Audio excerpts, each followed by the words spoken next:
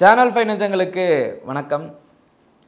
தமிழ்நாட்டிலே சிவகங்கை மாவட்டம் திருப்புவனம் அருகே உள்ள மடப்புறம் அங்கே அஜித்குமார் அப்படின்ற ஒரு வாலிபர் 28 வயது தான். அந்த ஒரு வாலிபர் இப்போது லாக்அப் டெத் அப்படின்ற ஒரு சொல்லுக்கு அவரும் பலியாயிருக்கார். அவர் பார்த்தீங்கன்னா அங்கே உள்ள ஒரு மடப்புறத்தில் ஒரு பத்திரகாளியம்மன் கோயில்னு சொல்கிறாங்க. அங்கே தற்காலிக ஒரு காவலாளியாக வேலை செய்து வந்து கொண்டிருக்கிறார். அங்கே சாமி கும்பிட வந்த நிகிதா மற்றும் அவங்க தாயார் 2 பெண்மணிகள் அவங்க ஊனமுற்றவங்க அப்படின்னு சொல்கிறாங்க. அந்த தகவலின் அடிப்படையில் அவங்க காரை நிப்பாட்டிட்டு அங்கே ரொம்ப கூட்டமாக இருந்திருக்கு, வேறு இடத்துல காரை போடணும் அப்படின்றதுக்காக காவலாளியாக இருந்த அஜித்குமார் சாவியை கொடுத்துருக்காங்க. அவரும் எனக்கு ஓட்ட தெரியாதுன்னு சொல்லிட்டு இன்னொரு நபரிடம் சாவியை கொடுத்து கொண்டு போய் பார்க் பண்ணியிருக்காங்க. ஸோ அஜித்குமாரும் சாவியை வாங்கி இன்னொரு நபரிடம் கொடுத்துருக்காரு. இதை அண்டர்லைன் பண்ணிக்கோங்க. கொடுத்துட்டு இவர் ஆக்சுவல் வேலையை பார்க்க போயிட்டார். இவங்களும் சாமி கும்பிட்டுட்டு வெளில வந்திருக்காங்க. வந்ததுக்கு பிறகு சாவியை மீண்டும் அஜித்குமார் கையில் கொடுத்துட்டாங்க. இவங்க காரில் போயிட்டு ஏறிட்டு அப்புறம் தான் செக் பண்ணி பார்க்குறாங்களாம் தங்களுடைய நகைகள்லாம் இங்கே சரியாக இருக்குதா அப்படின்னு. ஏன் இதற்கு முன்னாடியே அவங்களுக்கு அதற்கான அந்த ஒரு பக்குவம் அறிவு இல்லையான்னு தெரியல. அது 2ஆம் பட்ச கேள்வி. போய் 2ஆவது செக் பண்ணி பார்த்துருக்காங்க, இல்லை நகைகள்லாம் எதுவும் இல்லை அப்படின்னு உடனே தான் உடனடியாக அஜித்தை கூப்பிட்டு கேட்டிருக்காங்க, இந்த மாதிரி உள்ள வச்சுருந்தோம் காணும் அப்படின்னு சொல்லிட்டு. அவர் தெரில அப்படின்னு சொன்ன உடனே அவங்க காவல் அதிகாரிகள் தொடர்பு கொண்டு ஒரு காவலர்கள் ஒரு 6 பேர் வந்திருக்காங்க. வந்து அஜித்தை கூப்பிட்டு விசாரணை பண்ணியிருக்காங்க. அவர் மட்டும் இல்லாமல் ஒரு 4-5 பேர் ஒரு 5 பேரை கூட்டிகிட்டு போய் விசாரணை பண்ணியிருக்காங்க. விசாரணை வாயின் வழியாக கேள்விகளாக கேட்டார்களா அப்படின்னு பார்த்தீங்கன்னா இல்லை. தங்களுடைய லத்தியை எடுத்து சரமாரியாக தாக்குதலில் ஈடுபடுத்தியிருக்காங்க அந்த அஜித் அப்படின்ற நபர் மீது. அந்த நபரை அடிக்கிறது ஸ்டேஷனில் வச்சு கூட அடிக்கலை, ட்ராவல் பண்ணும்போது கார்லேயும் போட்டு அடிச்சிருக்காங்க. அப்புறம் ஒரு வாய்க்கால் ஓரமாக நிப்பாட்டி அவரை அடிச்சிருக்காங்க போட்டு, அஜித்தை போட்டு. அவருடைய தம்பி நவீன் அப்படின்றவரையும் கூப்பிட்டு அடிச்சிருக்காங்க. தம்பியை அடித்தா அண்ணன் உண்மையை சொல்லுவா அப்படின்னு சொல்லிட்டு அப்படியும் தம்பியையும் அடிச்சிருக்காங்க போட்டு. இப்படி அஜித்குமார் பலத்த காயங்களோடு அங்கே காவல் நிலையத்தில் இருந்ததுக்கு அப்புறம் ஒரு தகவல் வந்திருக்கு, இந்த மாதிரி பையனுக்கு உடம்பு சரியில்லை, நாங்கள் ஹாஸ்பிட்டல் கூப்பிட்டு போகிறோம்னு காவல் நிலையத்தில் தகவல் வந்திருக்கு. உறவினர்கள்லாம் அந்த ஹாஸ்பிட்டல் போய் பார்த்தா அந்த ஹாஸ்பிட்டலில் இன்னொரு ஹாஸ்பிட்டல் மாற்றியாச்சும் சொல்லியிருக்காங்க. இறுதியாக காவல் நிலையத்திற்கு வந்தாங்கன்னா அஜித்குமார் இறந்து விட்டார் அப்படின்னு தகவலை மட்டும் சொல்லியிருக்காங்க. எல்லோருக்குமே மிகப்பெரிய அதிர்ச்சி. நல்லா இருந்த பையன் இப்படி இறந்துட்டானே அப்படின்னு சொல்லிட்டு ஒட்டுமொத்த ஊர் மக்களும் அப்புறம் திரண்டு மிகப்பெரிய ஒரு செய்தியாக இது வலம் வந்து ஆரம்பிச்சிருச்சு. எல்லா தலைவர்களும் கண்டனம் தெரிவிச்சிட்டு இருக்காங்க. எல்லாருமே அதை பார்த்துட்டு தான் இருக்கோம். அதிகார வர்க்கம் எதற்காக இப்படி செய்கிறது அப்படின்னு தெரியலை. இந்த சம்பவத்தின் அடிப்படையில் தான் அந்த ஊர்லேருந்து 2 பேருடைய தொலைபேசி எண்களை நம்ம வாங்கியிருக்கோம். அவங்ககிட்ட நம்ம பேசலாம். அவங்கக்கிட்ட பேசுகிறதுன்னு அடிப்படையில் அவங்க என்ன தகவலை நம்மக்கிட்ட சொல்கிறாங்கன்னு தெரிஞ்சுக்கலாம் வாங்க.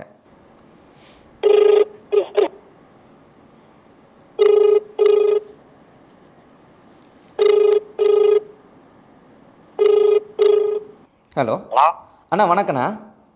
சொல்லுங்க சார். சேனல் 5 தமிழ்னா சென்னையிலேருந்து பேசுகிறோம். சொல்லுங்க சார். அதான் நீங்கள் இப்போ அந்த திருப்புவனத்தில் மடப்புறம் அப்படின்ற ஊரை சேர்ந்தவங்க தான் நீங்கள். உங்கள் நம்பர் அங்கே இருந்தால் எடுத்தோம். அஜித் அப்படின்ற நபர் இப்போ லாக்அப் டெத் ஆகிட்டாரு அப்படின்னு உங்களுக்கு தகவல் தெரிஞ்சிருக்கும். அந்த ஊரை சேர்ந்தவர் நீங்கள். ஆமாம் சார். அந்த பையன் எப்படிப்பட்ட ஒரு பையனா? ஏன்னா இப்போ லாக்அப் டெத் அப்படின்றது உங்கள் ஊரில் எல்லாருக்குமே மிகப்பெரிய ஒரு வருத்தமாக இருக்கும். இப்படி நம்ம ஊரில் உள்ள பையன் இப்படி இறந்துட்டானே அப்படின்னு. அந்த பையனை பற்றிய தகவல் என்னென்ன, எப்படிப்பட்ட பையன் அந்த பையன், அதை பற்றி தகவல் கொஞ்சம் சொல்லுங்களேன், மக்கள் பார்த்துட்டு இருக்காங்க. சார் அது நல்ல பையன் சார். வேலைக்கு சேர்ந்து 1 மாதம் ஆகுது. செக்யூரிட்டி வேலை ஆகுறாப்புல தற்காலிகமா செக்யூரிட்டி வேலை ஆகும் போது கோயிலுக்கு வெள்ளி செவ்வாய்க்கு கோயிலில் சாமி கும்பிட்டாரு. அன்னைக்கு சாமி வந்த அன்னைக்கு ஒரு லேடி கூட்டம் அதிகமா இருக்கிறதுனால காரு பார்க்கிங் பண்ணி வண்டியை சாவியை கொடுத்துருக்காங்க. வண்டி சாவியை கொடுத்து அதை கார் படிக்கணும், உனக்கு வண்டி ஓட தெரியாதுன்னு சொல்லியிருக்காப்புல. இன்னொரு பையன்கிட்ட கொடுத்து வண்டி சாவி எடுத்து பார்க்கிங் பண்ணியிருக்காப்புல. அவ வந்தவ ஊனம் விட்டவங்க. அந்த வண்டியை அவன் தான் எடுத்துட்டு வரேன், அவன் தான் தள்ளுறேன். தள்ளி கொண்டு போய் பிரகாரம்லாம் கோயில்ல சுற்றி சாமி கும்பிட்டு எல்லா வேலையும் முடிச்சு கார்ல ஏற்றி விடுறேன். ஏற்றி விட்டு திருப்பி வண்டியில ஏற்றி விட்டு நகை இருந்துச்சு அது அவனை போய் போலீஸ்ல ரிப்போர்ட் பண்ணிட்டு ரிப்போர்ட் பண்ணத அங்க விசாரிச்சு அது என்ன முடிவு எடுக்கணும்னா என்ன விவரம் கேட்கணும். கேட்காம கூட்டிட்டு போய் இந்த அம்மா போய் ஆட்டை ரிப்போர்ட் பண்ணி தெரியல. லோக்கல் இன்ஸ்பெக்டர் போலீஸ்காரங்க அடிக்கல.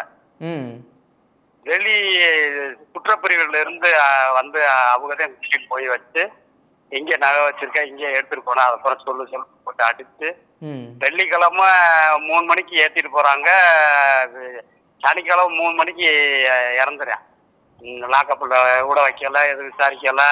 அந்த அம்மாவை இருந்து விசாரிச்சு அப்பா நீ நகை வச்சையா உண்மையா பொய்யா வண்டியில இருந்துச்சா என்னன்னு கேட்கல. கேட்காம இருக்கும்போது அவங்க வாட்டுக்கா ரிப்போர்ட்டை கொடுத்துட்டு போயிட்டாங்க. ரிப்போர்ட்டை போனா அதுக்கு என்ன ரீசன்ல அவங்க இருந்து அவங்க பொருளை காப்பாற்றி கையில வாங்கிட்டு போயிருக்கணும். இல்ல இவன் நம்ம பிரகாரம் சுத்தினமே இவன் எப்படி எடுத்திருப்பான்னு இருக்கணும். இல்ல அவங்க ஊனமுற்றவங்க இவர் தான் அந்த வண்டியில வச்சு இவர் தான் தள்ளிட்டு போயிருக்காரு. அஜித் தான் தள்ளிட்டு போயிருக்காரு. பிரகாரம்லாம் சுற்றி கோயில போய் சாமியெல்லாம் கூட்டிட்டு வந்து கார்ல ஏத்துறான். சாவி கையில அவன் கொடுத்ததே தப்பு. அவங்க வண்டி ஓட தெரியாதுன்ட்டு இன்னொரு ஆள்கிட்ட சாவி அவன் வாங்கி இன்னொரு தெரிஞ்சவர்கிட்ட கொடுக்குறான் சாவியை வாங்கி. அவ கார் பார்க்கிங் நிப்பாட்டிட்டு வந்து சாவி திருப்பி கொடுக்குறான் அவட்டைய அவன் அந்த பையன்கிட்டய. இந்த பிரகாரம் சுத்தினே அவன் போய் எப்படி அந்த நகை எடுக்க அவங்களுக்கு அது தெரியணும்ல. அது விசாரிக்காம அவார்டுக போட்டு அடிச்சு அவனை இறந்து போயிட்டேன். இப்ப இறந்து போயிட்டு இஷ்யூ ஆகி எல்லா பேத்துக்கும் மன சங்கட்டமா ஊரே துக்கமா இருக்கு. அந்த ஊர்ல தான் நீங்க உங்க ரொம்ப அருகில தானே ஒரு வீடு உங்களுக்கு உங்க வீட்டுல இருந்து? சொந்தக்கார பையன் சொந்தம் தானே உங்களுக்கு? ஆமா சொந்தக்காரன். அப்போ உங்களுக்கு நல்லா தெரிஞ்சிருக்கும். ஆனா இதுக்கு முன்னாடி எந்த ஒரு குற்ற வழக்கம் அந்த பையன் மேல கிடையாது. அவர் மேல இது வரைக்கும் எந்த குற்ற வழக்குகளும் கிடையாது. அவர் மேல எந்த குற்ற வழக்கு இல்ல. சும்மா சின்ன பையன் தானே. வெயிலி யாரு என்ன சொன்னாலும் ஓடுவேன், திருப்பி விளையாடுவேன். யாருக்கு எந்த வேலை சொன்னாலும் தட்ட மாட்டேன். வெயிலியானாலும் நல்லா ஒரு மனுஷனுக்கு உதவி செய்ய வேண்டிய ஆளு. அவருடைய தம்பின்னு ஒருத்தர் நவீன் ஒருத்தர் அவரையும் அடிச்சிருக்காங்களே, என்ன காரணம் அது?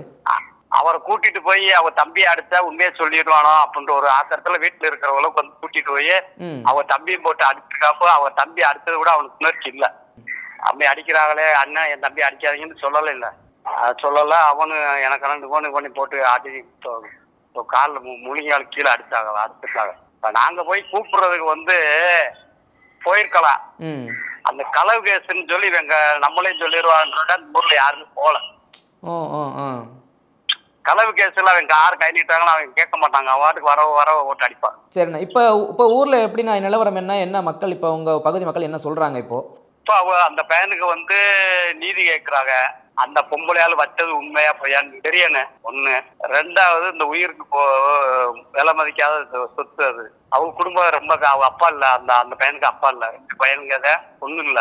அவங்க அம்மா கொஞ்சம் கைதான் கஷ்டப்படுறவங்க. வாடகை வீட்டுல இருக்காங்க. கஷ்டப்படுறாங்க.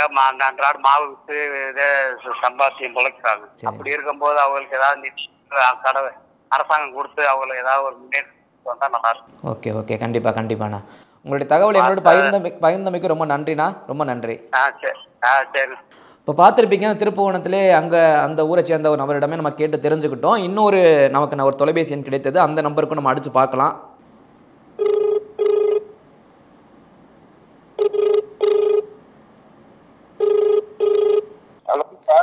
வணக்கண்ணா. ஆனால் நாங்கள் சேனல் 5 தமிழ்னு சென்னையிலேருந்து பேசுகிறோம். வணக்கண்ணா. இப்போ அங்கே அஜித்குமார் அப்படின்ற ஒரு வாலிபர் வந்து லாக்அப் டெத்தில் இறந்துட்டார். அந்த லாக்அப் டெத் ஆகிட்டார் அப்படின்னு சொல்லி நீங்கள் பார்த்துருப்பீங்க செய்திகளில் கூட. நாங்கள் செய்திகளாக பார்த்தோம். நீங்கள் அந்த ஊரை சேர்ந்தவர். நீங்கள் சொல்லுங்கண்ணா உண்மையான தகவல் என்ன? அந்த அஜித் என்ற பையன் எப்படிப்பட்ட நபர்? இல்ல உண்மையான தகவல்ன்றது வேற ஒன்றும் இல்லை. இது எல்லாருமே தெரிஞ்ச நியூஸ் தான். அனைத்து எல்லா இடங்களையும் வந்திருக்கு. இருந்தாலும் அது உண்மை எனக்கு தெரிஞ்ச வரைக்கும் நான் சொல்றேன். இப்போ வந்து நம்ம அஜித் என்பவர் வந்து மடப்புறம் பகுதியை சேர்ந்தவர். சரிங்களா? அவர் வந்து இப்ப தற்சமயம் வந்து ஒரு மாத காலமாக மடப்புறம் காளி கோயில் டெம்பிள்ல அவர் வந்து காவலாளியா, அதாவது செக்யூரிட்டியா வந்து வேலைக்கு சேர்ந்திருக்காரு. சேர்ந்து பணியில இருக்கும்போது வெளியூர் பக்தர்ன்ற ஒரு நபர் வர்றாங்க. கார்ல வர்றாங்க. அவங்க கார்ல வந்து இந்த கார் வந்து நிப்பாட்ட இடம் இல்லை. அந்த இடத்துல ரஷ்ஷா இருக்கும். எப்பவுமே மடப்புறம் காளி கோயில் டெம்பிள் வந்து ரஷ்ஷா இருக்கும். அந்த ரஷ்ஷான இடத்துல வந்து அங்க நிப்பாட்டுங்க இங்க நிப்பாட்டுங்கன்னு சொல்லும் போது செக்யூரிட்டி அஜித் சொல்லும் போது, இந்தாங்க நீங்களே எங்க நிப்பாட்டுங்க அப்படின்னா, எனக்கெல்லாம் ஓட்ட தெரியாதுமா அப்படின்ற மாதிரி சொல்லியிருக்காப்புல. அப்ப சரி பரவாயில்ல கொடுங்க அப்படின்னு சொல்லி இன்னொரு நபர் மூலமா, பக்கத்துல அவருடைய தெரிஞ்ச நபர் மூலமா அதை எடுத்து போட முற்பட்டிருக்காப்புல. அப்படி முற்படும் போது அந்த காரை நிப்பாட்டிட்டு இவங்க அதுக்குள்ள சாமி கும்பிட உள்ள போயிட்டாங்க. காரில் வந்தவங்க அவ வந்து ஏதோ திருமங்கலத்தை சேர்ந்தவங்க நினைக்கிறேன், பேரு சரியா ஞாபகம் இல்லை. அவங்க என்ன பண்ணிருக்காங்கன்னா சாவியை கொடுத்துட்டு அவங்க சாமி கும்பிட உள்ள போயிட்டாங்க. சாமி கும்பிட்டு வெளியே வர்றச்ச மறுபடியும் சாவியை கேட்டுட்டு காரை உள்ள தெரிஞ்சு உட்காந்து எல்லாத்தையும் செக் பண்ணும்போது திடீர்னு உள்ளுக்குள்ள பவுனு தங்கச்சங்கிலேயே ஏதோ ஒரு கிட்டத்தட்ட 11 பவுன் உள்ள வச்சிருந்தா சொல்றாங்க. அப்ப அந்த 11 பவுன் காணவில்லை அப்படின்ட்டு கோவில் நிர்வாகத்திட்ட போய் முறையிட்டு இருக்காங்க. அப்படி முறையிடும் தருவாயில வந்து அவங்க வந்து கூப்பிட்டு கேட்டிருக்காங்க, யார்கிட்ட சாவி கொடுத்தீங்க அப்படிங்கும்போது காவலாளி அஜித்தின் கூப்பிட்டு கேட்டிருக்காங்க. அவர் வந்து நான் இல்லைன்னு சொல்லியிருக்காரு. ஒண்ணுக்கு பல தடவை கேட்கும்போது இல்லைன்னு சொல்லுவோம். சரி அப்ப நீங்க வேணா நீங்க போலீஸ் கம்ப்ளைண்ட் கொடுத்துருங்கம்மா அப்படின்னு கோவில் நிர்வாகம் சொல்லியிருக்கு. உடனே அவங்க போய் திருப்பூர் காவல் நிலையத்துல புகார் அளிச்சிருக்காங்க. உடனே அங்க இருந்து காவல்துறையினர் வந்து விசாரிச்சு நடத்திருக்காங்க. அப்படி விசாரணையில வந்து அஜித் என்பவர் மேல சந்தேகப்பட்டு அவரை கூட்டிட்டு போய் விசாரிச்சிருக்காங்க. ஃபர்ஸ்ட் காவல் நிலையத்துக்கு அழைத்துட்டு போய் அங்க விசாரிச்சுட்டு மறுபடியும் கொண்டு வந்து இறக்கி விட்டு மறுபடியும் திரும்பி வந்து அங்க அவருடைய தகவல் தம்பி ஒருத்தர் இருந்திருக்காப்புல, கடை வச்சு நடத்திருக்காப்புல. அவர் தம்பி கடை பக்கத்துல கடை வச்சிருக்காங்கன்னு அங்கேயும் காவல்துறையினர் வந்து மடப்புறம் டெம்பிளுக்கு வந்து கோவில் வாசல்லையே வச்சு அந்த தம்பி ஆகப்பட்டவர் அவரை விசாரிச்சு அங்கேயும் அவர் அடிச்சிருக்காங்க. அடிச்சுக்கிறதா சொல்றாங்க. அது நம்ம பார்க்கல, நம்ம சொல்றாங்க. காவல்துறையினர் வந்து 2 பேரையுமே அடித்து துன்புறுத்தியதுல அஜித் என்பவர் வந்து உயிரிழந்திருக்கார். அவர் உயிரிழந்தது வந்து ரொம்ப துரதிருஷ்டவசமானது. ஏன்னா ஒரு திருட்டு கேஸ் வந்து இவ்வளவு தீவிரமா விசாரிக்கணும்ன்றாலும் அவர் கிட்டத்தட்ட 6 காவல்துறையினர் சொல்றாங்க. இவ்வளவு தீவிரமா விசாரிக்கணும், ஏன் இதுல இவ்வளவு ஆர்வம் காமிச்சாங்க? ஏன்னா திருடு போயிருக்கா, திருடு வந்து கிட்டத்தட்ட திருப்பணத்துல என்னது வீட்டுக்கு முன்னாடி கூட ஒரு பைக் காணா போச்சு. 11 நாள் ஆச்சு. இது வரைக்கும் எந்த ரிசல்ட்டும் கிடையாது. அப்படி இருந்துச்சு இந்த விஷயத்துக்கு எதுக்காக இவ்வளவு ஆர்வம் காமிச்சாங்க காவல்துறையினர்? அந்த காவல்துறையினர் வந்து இமிடியட்டா ஆர்வம் காமிச்சு அவனை அடிச்சு துன்புறுத்தி கிட்டத்தட்ட உயிர் போற அளவு தருவாயில இருந்திருக்கு. உயிர் போயிடுச்சு. இதுக்கு காவல்துறையினர் உண்மையான பதில் கொடுக்கணும். சப்போஸ் அந்த காவல்துறையினர் வந்து அத்துமீறி நடந்துருந்தாங்கன்னா கண்டிப்பா அவங்களுடைய பதவி வந்து உண்மையிலேயே பறிக்கப்படணும். ஏன்னா ஒரு திருட்டு கேஸ் தீர விசாரிச்சு அதை வந்து கண்டுபிடிச்சு கொடுக்கணுமே ஒழிய ஒரு உயிரிழப்பு ஏற்படுத்துற அளவுக்கு காவல்துறையினர் கண்டிப்பா நடந்திருக்க கூடாது. இது மிகவும் கண்டனத்துக்குரியது. ஓகேண்ணா, நீங்க தெரிஞ்சுக்கிட்ட வரைக்கும் அந்த ஊரை சேர்ந்தவர்னால அந்த பையனுடைய கேரக்டர் எப்படிப்பட்ட பையன் அந்த பையன்? இது வரைக்கும் அந்த பையன் மேல எந்த ஒரு வழக்கெல்லாம் இது வரைக்கும் கிடையாது அப்படின்னு தான் சொல்லியிருக்காங்க. உங்களுடைய பார்வையில் இது வரைக்கும் அந்த பையன் வந்து ஒரு தனியார் துறையில டெய்லி தினக்கூலிக்கு வேலைக்கு போயிட்டு இருந்தாங்கன்னா இப்பதான் ஏதோ ஒரு கையில வந்து யாரையும் பிடிச்சு வேலை வாங்கியிருப்பான் போல. மாடப்புறத்துல கோவில் செக்யூரிட்டியா வந்து வாங்கியிருக்கான். ஏன்னா மற்றபடி வந்துட்டு திருட்டு கேஸோ திருட்டு புகார் இது வரைக்கும் காவல்துறையினர் சொல்லட்டும். இவன் ஏன் உண்மையிலேயே திருடனா இருந்தா காவல்துறையினர் சொல்லட்டும். இவன் மேல இத்தனை கேஸ் இருக்கு, வழிப்பறிப்பு கேஸ் இருக்கு, திருட்டு கேஸ் இருக்குன்னு இவன் காவல்துறையினர் சொல்லட்டும். இது வரைக்கும் காவல்துறை பக்கமே போலீஸ் ஸ்டேஷன் பக்கமே எட்டி பார்க்காதுன்னு எப்படி இப்போ இவ்வளவு ஒரு பெரிய சம்பவம் நடத்தணும்? அப்படியே ஒரு சம்பவம் நடந்திருந்தா கூட அதை விசாரிச்சு அந்த நகையை கண்டுபிடிச்சு கொடுக்க வேண்டிய பொறுப்பு காவல்துறைக்கு இருக்கு. அதை விட்டு ஒரு உயிரை எடுக்கக்கூடிய பொறுப்பு வந்து கண்டிப்பா காவல்துறைக்கு கிடையாது. அது எப்படின்றத அந்த காவல்துறையினர் சரியான முறையில விசாரிச்சு அதுக்கு உண்மைத்தன்மையை வெளிக்கொண்டு வந்தா நல்லது. ஓகே, ரொம்ப நன்றி. நான் தகவல் பார்த்துக்கிட்டே ரொம்ப நன்றி. நன்றி. இப்போ இந்த 2 நபர்கள் பேசிய ஆடியோவை கேட்டிருப்பீங்க. இந்த 2 பேரும் அந்த ஊரை சேர்ந்தவங்க. அதில் ஒருத்தர் அவருடைய சொந்தக்காரர் அப்படின்றார் நம்மக்கிட்ட. அவரே சொல்கிறாரு அந்த பையன் மேலே இதற்கு முன்னாடி எந்த ஒரு வழக்குகளும் கிடையாது. ரொம்ப வெள்ளந்தியான ரொம்ப வெகுளியான பையன். அவன் பாட்டில் ஜாலியாக பேசிட்டு சுற்றிட்டு தெரிகிற பையன். இப்படிப்பட்ட சம்மதம் செய்வான் நாங்கள் எதிர்பார்க்கவே இல்லை அப்படின்னு அந்த நபர் சொல்லியிருக்காரு. அது மட்டும் இல்லாமல் அவருக்கு தந்தை கிடையாது, தாய் மட்டும்தான், சுகம் இல்லாமல் இருக்காங்க. ஸோ அண்ணன் தம்பி 2 பேர் மட்டும்தான் அப்படின்னு சொல்லி அந்த நபர் நமக்கு தகவல் கொடுத்துருக்காங்க. அந்த ஊரை சேர்ந்தவங்க யாருமே இவர் சொன்ன ஒரு கருத்தை யாரும் சொல்லலை. அதாவது அந்த பெண்மணி, அந்த கார்கியை கொடுத்த அந்த பெண்மணி ஊனமுற்றவங்க மட்டும்தான் சொன்னாங்க. ஆனால் அந்த ஊனமுற்றவங்களை இந்த அஜித்ன்ற நபர் தான் அந்த வீல் சேரில் வச்சு தள்ளிட்டு போயிட்டு கோயிலில் ஃபுல்லாக அந்த அவங்க சாமி கும்பிட்றதுக்கு ஹெல்ப் பண்ணுறவங்கள சுற்றி காமிச்சு எல்லாம் இவர் தான் கூட்டிகிட்டு வந்திருக்காரு. இவர் எப்படி நகைகளை எடுத்திருக்க முடியும் அப்படின்னு சொல்லிட்டு அவருடைய உறவினர் ஒரு கேள்வி எழுப்பியிருக்காரு. இந்த கேள்வி எத்தனை பேர் எழுப்புனாங்கன்னு தெரியல. இப்படிப்பட்ட ஒரு தகவலும் இப்போ தான் நானே முதல் முறையாக கேட்கிறேன். அப்படி தான் சொல்கிறாரு. இவர் தான் கூட போயிட்டு வந்திருக்காரு. ஸோ எந்த அடிப்படையில் அவரை விசாரித்தாங்க, எதன் அடிப்படையில் அவர் மீது தாக்குதல் நடத்தினாங்க, இப்படி ஒரு உயிர் போகிறதுக்கு யார் காரணம்? ஏதேதோ மிகப்பெரிய இதை விட கொடூரமான ஜஸ்ட் ஒரு நகை திருட்டுன்றது குற்றம் தான். அதை தாண்டி ஒரு பொருள், உயிரை காட்டிலும் பொருள் ஒன்று பெரிய ஒரு விலை மதிக்கக்கூடியது அல்ல. இப்படிப்பட்ட சூழ்நிலை ஒரு பொருளுக்காக ஒரு உயிரை எடுத்திருக்கீங்க அப்படின்னா இதே ஒரு தங்களுடைய அதிகார வரம்பை இரும்பு கரத்தை வந்து நீங்கள் மற்ற வழக்குகளையும் காட்ட முடியுதா? எத்தனை போதை வழக்குகள், எத்தனை பெண்மணிகள் பலாத்காரம் செய்யப்பட்டாங்க. அண்ணா யூனிவர்சிட்டியில் ஆரம்பித்து அரக்கோணம் போய் ஏதோ ஊரில் பெண்கள் குழந்தைகள் எல்லாம் பாதிக்கப்பட்டாங்க. அங்கெல்லாம் வந்து இந்த ஒரு அதிகாரம் இரும்பு கரம் செயல்படலையே. இந்த மாதிரியான வழக்குகளில் மட்டும் ஏன் செயல்படுது? அதுவும் 6 பேர் கொண்ட குழு அடித்து விசாரித்து உயிர் போகும் அளவுக்கு என்ன நடந்துருச்சு? அப்படி விசாரணை செஞ்சு நீங்கள் உண்மையை வாங்குறது தானே உங்களுடைய வேலை, அடித்து கொள்றது தான் உங்களுடைய வேலையா? இதை எத்தனை நாள்? ஏன்னா ஜெயராஜ் பெண்ணிக்கு அப்புறம் நடக்கவே கூடாதுன்னு நினைச்ச ஒரு சம்பவம் மீண்டும் நடந்திருக்கு. அதுவும் ஒரு வாலிபனுக்கு நடந்திருக்கு. அப்பா இல்லாத அம்மா மட்டும் வச்சுட்டு இருக்க 2 பசங்கள். அந்த 2 பசங்கள்ல மூத்த பையனை இப்படி பண்ணிட்டாங்க அப்படின்னா இது யாரோ ஒரு வீட்டில் நடந்த சம்பவமாக நீங்கள் பார்த்தீங்கன்னா இது நாளுக்கு நாள் அதிகமாகிட்டு வந்து உங்கள் வீட்டிலையும் ஒரு நாள் நடக்கும். இதை பார்த்துட்டு வேடிக்கை பார்த்துட்டு நகர்ந்து போனீங்கன்னா ஜெயராஜ் பெண்ணிக்கு அதோடவே அந்த சம்பவம் இதுக்கப்புறம் நடக்கக்கூடாதுன்னு சொன்ன நீங்கள் அன்னை கண்டன குரல் எழுப்பணும். எல்லோருமே சேர்ந்து ஒருமித்தமாக தமிழ்நாடு முழுக்க இந்த கண்டன குரல் இருந்தது ஜெயராஜ் பெண்ணிக்கு. இந்த அஜித்குமார் அப்படின்ற வாலிபருக்கும் கண்டனத்தோடு போயிருமா அல்லது நீதி கிடைக்குமா? எல்லோருமே கடைசியாக நம்புறது நீதித்துறையை மட்டும்தான்.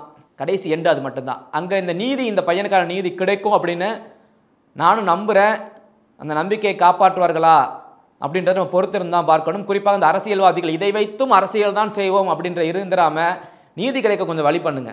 இந்த அரசியலில் நீங்கள் இத்தனை நாள் பண்ண வேலைகளுக்கு மத்தியில் ஒரு சில நல்லதையும் செய்யுங்க. நீதி கிடைக்க குறிப்பாக எதிர்கட்சி சேர்ந்தவங்க, ஏன்னா ஆளுங்கட்சி சேர்ந்தவங்களுக்கு வாய் திறக்க போகிறது கிடையாது. கண்டிப்பாக எதிர்கட்சி சேர்ந்த நபர்கள் இதில் அரசியல் செய்யாமல் நீதி கிடைக்க என்ன வழிவகைகள் அதையாவது செய்யுங்கள். அந்த குடும்பத்திற்கு உரிய நிவாரணமாவது கிடைக்கணும். ஏன்னா இனி உயிர் போனதை பற்றி பேசி பயனில்லை.